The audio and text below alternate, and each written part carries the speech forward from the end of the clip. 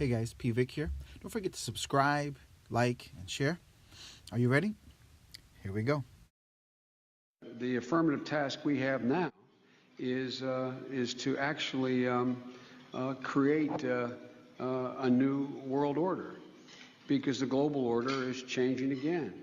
And the institutions and rules that worked so well in the post-World War II era for decades, they need to be strengthened, and some have to be changed. We have before us the opportunity to forge for ourselves and for future generations a new world order, a world where the rule of law, not the law of the jungle, governs the conduct of nations. When we are successful, and we will be, we have a real chance at this new world order, an order in which a credible United Nations can use its peacekeeping role to fulfill the promise and vision of the UN's founders. There's a need for a new world order, but it has different characteristics in different parts of the world. Never before has a new world order had to be assembled from so many different perceptions or on so global a scale. Nor has any previous order had to combine the attributes of the historic balance of power system with global democratic opinion and the exploding technology of the contemporary period. After 1989, President Bush said, and it's a phrase that I often use myself, we needed a new world order. I think his task will be to develop an overall strategy for America in this period when really a new world order can be created. It's a great opportunity. It isn't just a crisis. What is at stake is more than one small country. It is a big idea, a new world order, where diverse nations are drawn together in common cause to achieve the universal aspirations of mankind: peace and security, freedom, and the rule of law. Such is a world worthy of our struggle and worthy of our children's future. So, in conclusion, ladies and gentlemen, a new world is emerging. It is a new world order with significantly different and radically new challenges. And the hope that each of us has to build a new world order. This video is not for deep, long-time students of the Word. It's for my friends, in hopes to introduce you to some biblical principles and perspectives which you may have never heard about. It's a simple conversation of some of the end-time revelations which are in the Bible. I will also introduce you to my experience with the Georgia Guidestones and something called the New World Order. Regarding the end times, or the last days, there are many places in the Bible which reveal past and future events, but the Bible offers so much more. In this video, I'm sharing some of my personal beliefs and opinions. That's all. I can debate validity and how real and truthful the Bible is, but that's not my goal here. Are you ready? Let's go. I'm convinced that the Bible is a divine book. It is a fitting revelation from God, who chose to reveal himself to his creation. He gave us humanity's story with a narrative which starts since the beginning and ends at the conclusion of the human race on this earth as we know it. For starters, God is eternal. He has no beginning and no end. He is the creator of everything that exists, in heaven, around the earth, and in earth. He is a loving individual who, through love, was led to take a risk in giving humanity, who was created in his image and likeness, a free will. Today, you have a God-given free will. As humans, we can choose to believe God and his story as revealed through his word, or with your free will, you can choose to ignore him and seek to choose from so many other beliefs. Moving forward, I want to start by saying that the Bible gives many timelines as to major events in human history, both past and present. For example, the book of Daniel, written thousands of years ago, in chapter 2, has cool predictions about the empires of the world from his present time to the end of days. The prophet Daniel had received the revelation of all the world empires and periods. Let's start here. So, Daniel writes to us about his interpretation of a dream, which the king of Babylon, King Nebuchadnezzar, had. It was composed of a statue with different metallic parts. which represented a series of kingdoms, each less glorious than the one before, as shown by the decreasing value of the metals, from gold to a mix of iron and mud. Daniel identifies the head of gold as a representative of King Nebuchadnezzar and his kingdom. In Daniel chapter 2, verses 37 and 38, we read how God had given Nebuchadnezzar much power. Next in line, we see the second kingdom to rise, considered inferior to Babylon, as was the next. We get to the fourth kingdom, as strong as iron. It will crush and break all the others, as stated in Daniel chapter 2, verse 40. Finally, as stated in verse 41, revealed is the feat of mixed clay and iron, which can be considered a divided kingdom. During the time of the final world empire, the rock will smash them all to pieces, a prophecy which predicts that God will set up a kingdom that will never be destroyed, as found in Daniel chapter 2, verse 44. Here we learn that every previous earthly kingdom will be brought to an end. We now know that the gold represented the current empire of Babylon and King Nebuchadnezzar. The silver portion of the statue was the Medo-Persian world empire. The bronze was the Greek world empire. The iron was the Roman empire, which existed in Jesus' time. The mystery of the iron and mud means not completely destroyed. Some believe the European Union, Rome, or the Vatican, a mix of a governing state and religion, or even deeper. It's not clear. But for certain, in the end of times, a global leader known as the Antichrist will rule the earth through a one-world government. The last kingdom, influenced by Lucifer, manifested through human leadership. So, fast forward to the last book of the Bible, the book of Revelations. In Spanish, it's known as the Apocalypse. It gives us insights into the end of times and how this world will end as prophesied by the inspired writers of the Bible. One of the main actors in this apocalyptic drama will be the Antichrist, the end-time representative of Lucifer. Here are some verses which speak of this end-times leader. 2 Thessalonians chapter 2, verses 3 to 4 says, "Do not let anyone deceive you in any way, for that day will not come unless a falling away comes first, and the man of sin is revealed, the son of destruction, who opposes and exalts himself above all that is called God or is worshipped, so that he sits as God in the temple of God, showing himself as God." Another Bible verse in 2 Thessalonians chapter 2, verses 8 and 9 says, "Then the lawless one will be revealed, whom the Lord will consume with the breath of his mouth, and destroy with the brightness of his presence, even him whose coming is in accordance with the working of Satan, with all power and signs and false wonders." All right, people. Every movement has a leader, an influencer. Since the beginning, Lucifer has influenced humanity with goals to distort and establish his own kingdom. But before we go there, let me share my little story. As my family and I were at our Thanksgiving celebration in the year 2018 in Athens, Georgia, where we rented an Airbnb, it was a place my oldest had booked for us, as my wife and I allowed my kids to pick and organize Thanksgiving for us that year. I had come upon an interesting place I wanted to visit, and it just so happened to be about 45 minutes away from where we were staying. All right, here we are in Athens, Georgia, enjoying this nice cold weather, and right now on our way to a place called the Georgia Guidestones. Let's see what all the fuss is all about.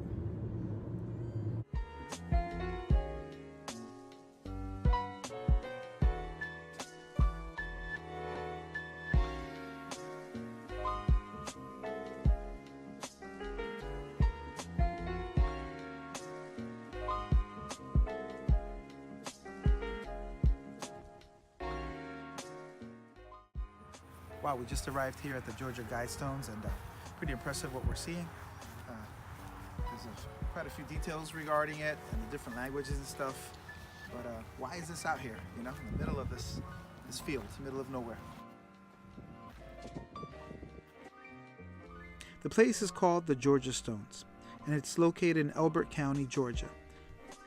There are 10 guidelines etched on large granite tablets in 8 modern languages, and a small message inscribed at the very top of the tablets in 4 ancient languages. Those are Babylonian, Classical Greek, Sanskrit, and Egyptian. It is a guide for us like the 10 Commandments of the Bible, but different, since it pertains more to the New World Order.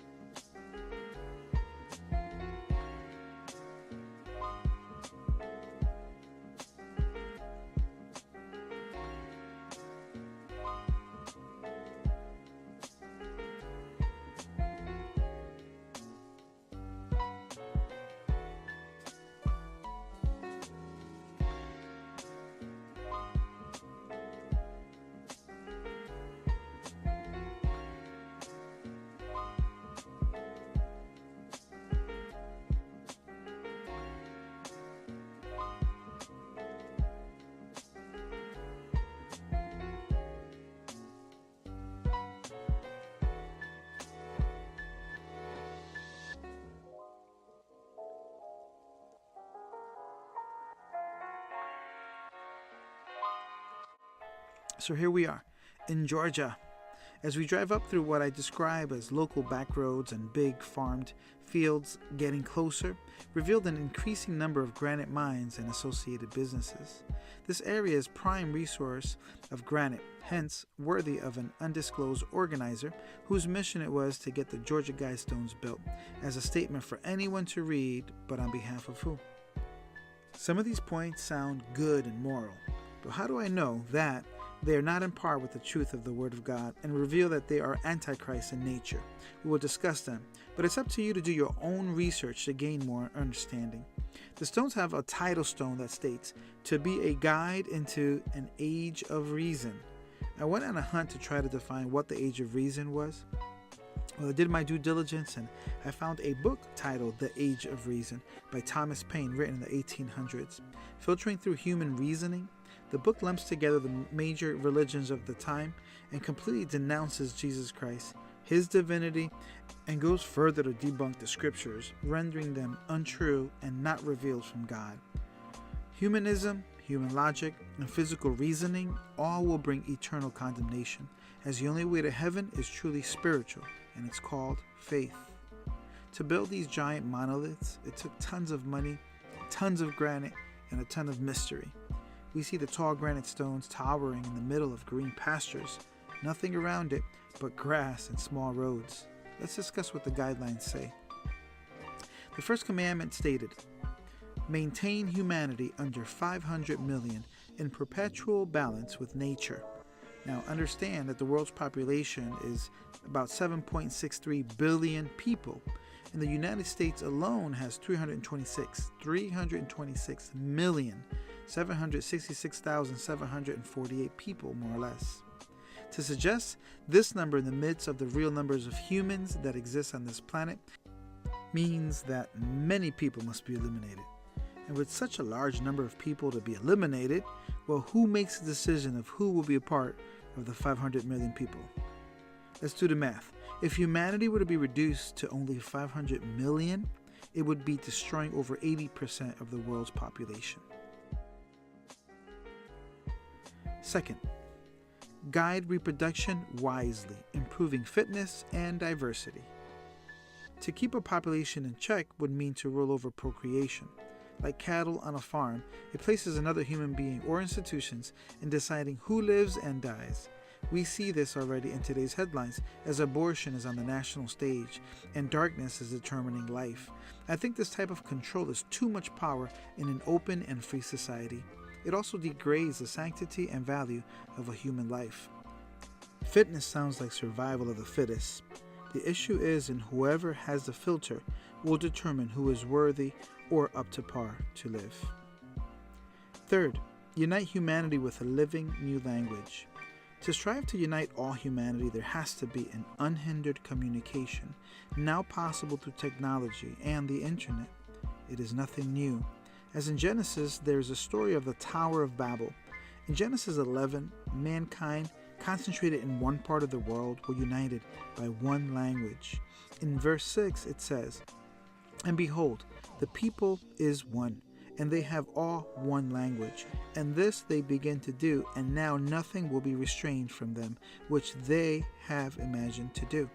So their ability to communicate as one was hindered, and they were separated through languages. The problem is not the communication, it's the root of uniting under one language, under one government to fulfill its bidding.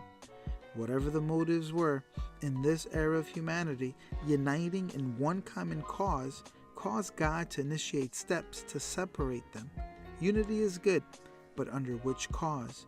The reasons may usher in the creator of the universe to go against it. Have you ever seen the United Nations Parliament building?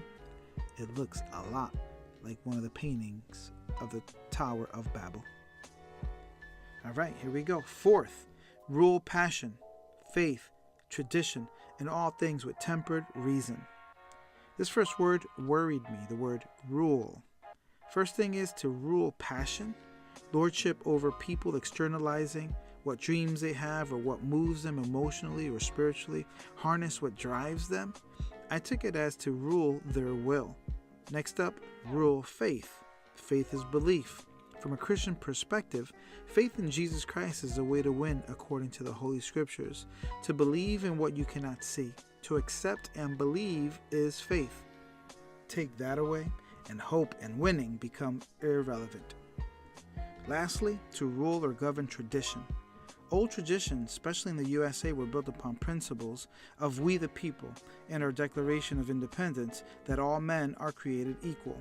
From the Declaration we read, we hold these truths to be self-evident, that all men are created equal, that they are endowed by their Creator with certain unalienable rights, that among these are life, liberty, and the pursuit of happiness, that to secure these rights, governments are instituted among men, deriving their just powers from the consent of the governed, that whenever any form of government becomes destructive of these ends, it is the right of the people to alter or to abolish it and to institute new government. In many countries, there are two classes of people, poor and rich. Traditions bring upon us the many testimonies of many immigrants who came here to America and built this country up. They brought with them many family traditions from other cultures and contributed to building up the fabric of the United States of America. They all made sacrifices and dreamt of the American dream. The dictionary defines the American dream as the ideal that every U.S. citizen should have an equal opportunity to achieve success and prosperity through hard work, determination, and initiative. The term American dream was invented in 1931 by historian James Truslow Adams. He was referring to that dream of a land in which life should be better and richer and fuller for every man, with opportunity for each according to his own ability or achievement. Traditions, that's part of our past. In it is what others had established as important and relevant. But in today's day and age, traditions have been targeted and are being disarmed. If a tradition is forgotten because it is laid to rest by a new generation, that is fine. But when they are targeted by Marxists and New World ideologies, that is manipulation and witchcraft. One of the most long-lasting traditions is that of the original family, which was designed by God. Today, it is a tradition being redefined. The Judeo-Christian beliefs that had been woven into the moral fibers of Americans, old and new, were highly influential, but today are being attacked and is considered too traditional and out of step with the new times and culture. Understandably, many things become obsolete. Many can agree morality has changed and diminished, and what was once held as highly valuable and esteemed has lost relevance and importance. That has positive and negative implications. If a new world order of things is established, then from the top to the bottom, what would matter is not what you were taught or what was handed down to you from the past. What would matter is what new perspectives are important now. So suck it up. It is a new reality. Never to be questioned, just accept it. Too much power for that minority who choose what is important for the majority. All right, let's talk about the fifth one. Protect people and nations with fair laws and just courts. Laws are meant to keep order and above all usher in a fair and balanced declaration of guilt or innocence. If evil could rule, what they would declare fair and just would be the law of the world. When looking at the majority of human beings as sheep or good for exploitation only, then those in power will set the norms which will benefit them, not the majority. Next, let all nations rule internally, resolving external disputes in a world court. One world court. Ultimate power over nations. Again, one world order. All right, the seventh one. Avoid petty laws and useless officials. Laws declared petty by who? Officials who are declared useless by who? Let's go to the eighth one. Balance personal rights with social duties. Administering a person's rights with what is established as an individual's personal contributions to keep the society moving in a prescribed or established direction. The sheep must work hard to keep the ruling class satisfied. Next one, ninth. Prize truth, beauty, love, seeking harmony with the infinite. If you were taught by your teachers that something was truth as it relates to the cosmos, the minute you encounter anything else, it would challenge your faith and trust in that reality. See, your reality is composed and based on whatever truth you were handed down from, whatever your upbringing dished out at you, and at a certain level of maturity you decided to continue or change your belief system. You would never question it or have a reason to explore anything else. If the infinite is referring to an individual, then it cannot be referring to the God of the Bible, though he is considered infinite. But when you believe that Lucifer is God and attribute to him godly attributes, accept his beauty and vanity, his truths, and a one-sided manifestation of love, then a harmony will be established, as long as you display unquestionable obedience and subservitude to him and his government. Last but not least, the 10th one. Be not a cancer on the earth. Leave room for nature. Leave room for nature.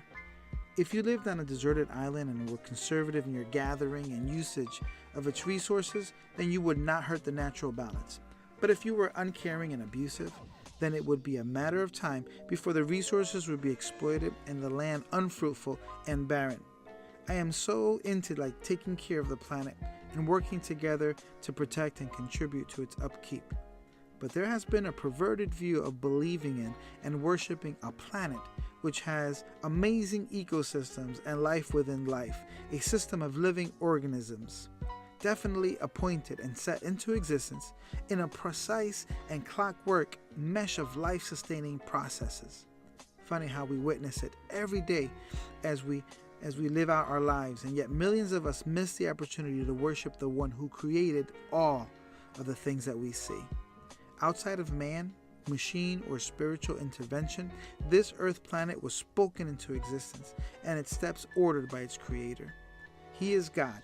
His imagination, his wisdom designed and calibrated everything that we see. So to dethrone him and give glory to some divine mother or to worship the creation instead of the creator will have spiritual and eternal consequences. In Romans chapter 1 verses 20 to 23 in the New Living Translation it says, "For ever since the world was created, people have seen the earth and sky. Through everything God made, they can clearly see his visible qualities, his eternal power and divine nature. So they have no excuse for not knowing God. Yes, they knew God, but they wouldn't worship him as God or even give him thanks, and they began to think up foolish ideas of what God was like. As a result, their minds became dark and confused, claiming to be wise. They instead became utter fools, and instead of worshiping the glorious ever-living God, they worshipped idols, made to look like mere people and birds and animals and reptiles." Alright, to finish this thing up. So if you could eliminate most of the population, then the earth would be more than adequate to fulfill the needs of the 500 million. Alright guys, I want to finish it up with this Bible verse here. 1 John chapter 4 verses 1 to 3 says, "Beloved, do not believe every spirit, but test the spirits to see whether they are from God, because many false prophets have gone out into the world. This is how you know the Spirit of God. Every spirit that confesses that Jesus Christ has come in the flesh is from God, and every spirit that does not confess that Jesus Christ has come in the flesh is not from God. This is the spirit of the Antichrist, which you have heard is coming and is already in the world." And I'm finishing it up here, guys, by telling you that a lot of these things are literally hiding in plain sight.